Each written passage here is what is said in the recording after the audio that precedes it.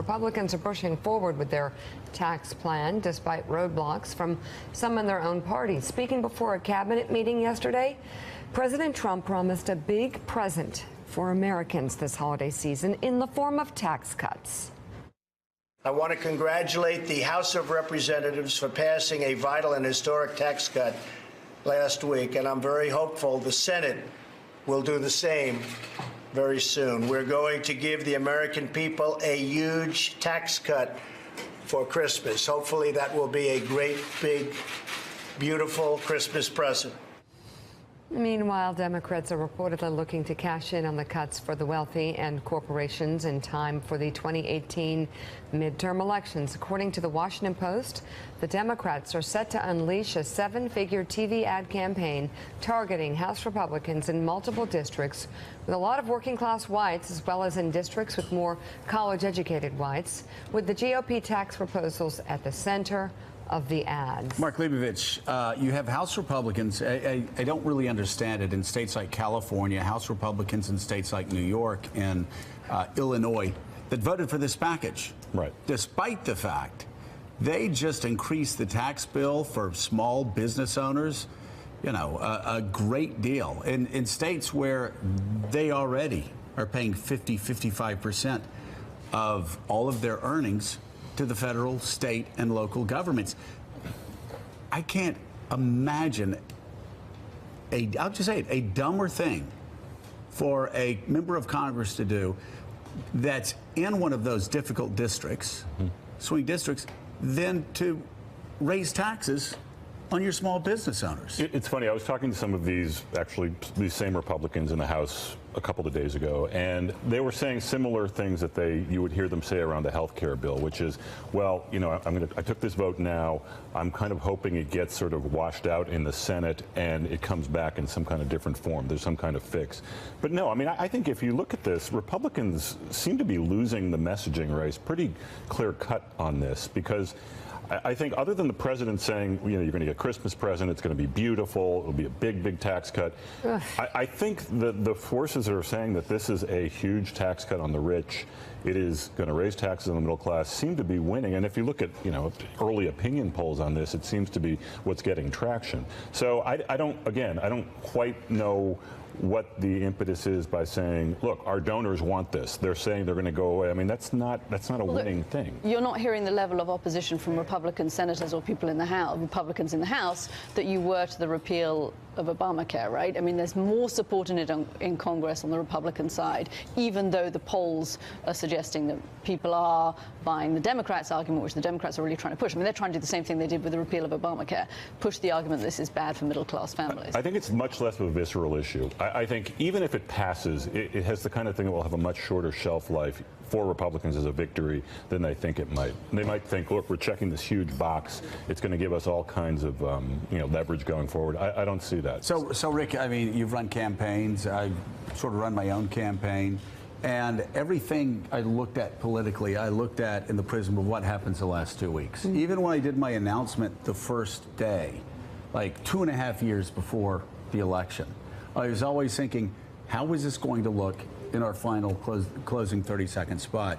I bring that up just to say they can celebrate in December the passage of this tax bill, but if they really want to figure out whether they're going to win or lose, they've got to see how this is going to fit in at the end of the campaign.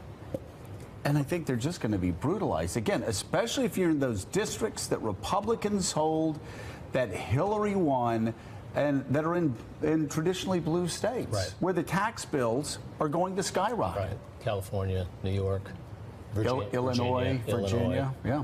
What's interesting to me, Joe, is Mnuchin says that this tax bill will create $2.5 million of new economic activity, or new revenue for the government because of economic activity. All the outside groups say it's going to lose between $1 trillion and $1.5 trillion. That's a $4 trillion delta.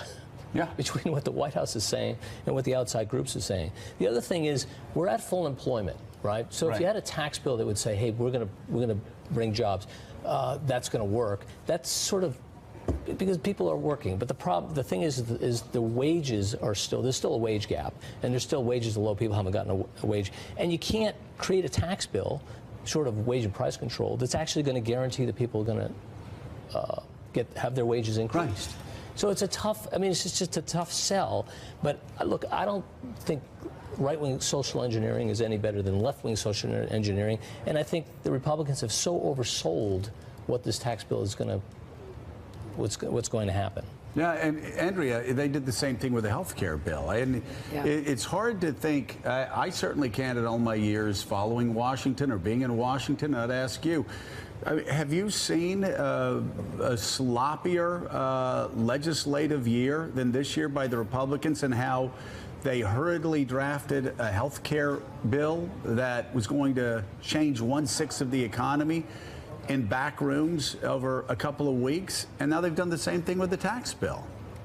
Right, and now they're conceding, Mick Mulvaney was conceding over the weekend, as you saw, that they would take the repeal of the individual mandate out of it, you know, in conference or before it hits the Senate floor by amendment.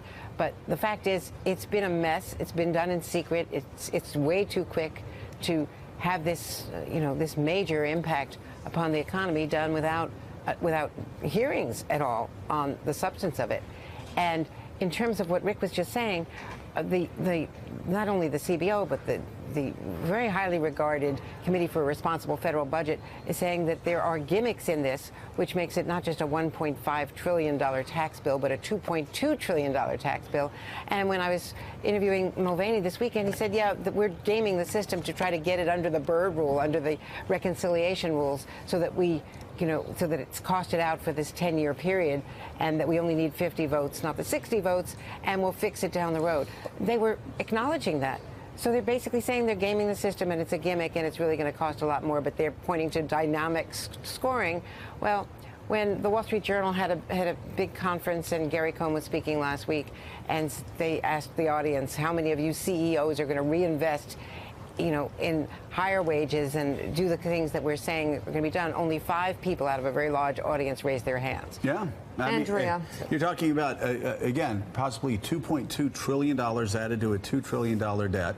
This bill passing at a time of, as you said, almost full employment. And also nonpartisan groups saying that ultimately this tax bill, get this, will increase taxes on 50% of Americans.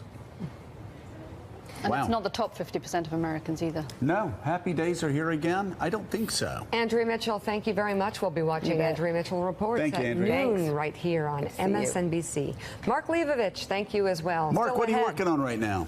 I'm working on a lot of things. I'm doing a couple of things on the NFL, trying to finish a book, and a thing on and to be unveiled story on Washington in the next few weeks. Oh boy! So tell me really quickly about the NFL. I'm curious because you hear people on the left, people on the right going back and forth.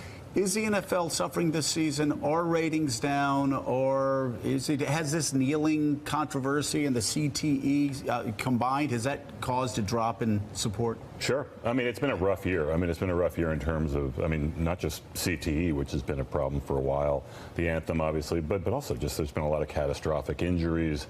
There's just been, it's been a weird competitive year. The owners are fighting.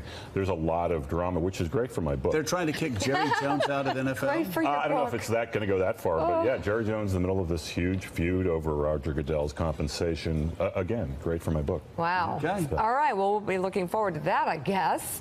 Still ahead on Morning Joe, we go live to the White House, where the president is set to speak today with Vladimir Putin.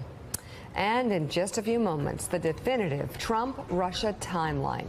You're watching Morning Joe. We'll be right back.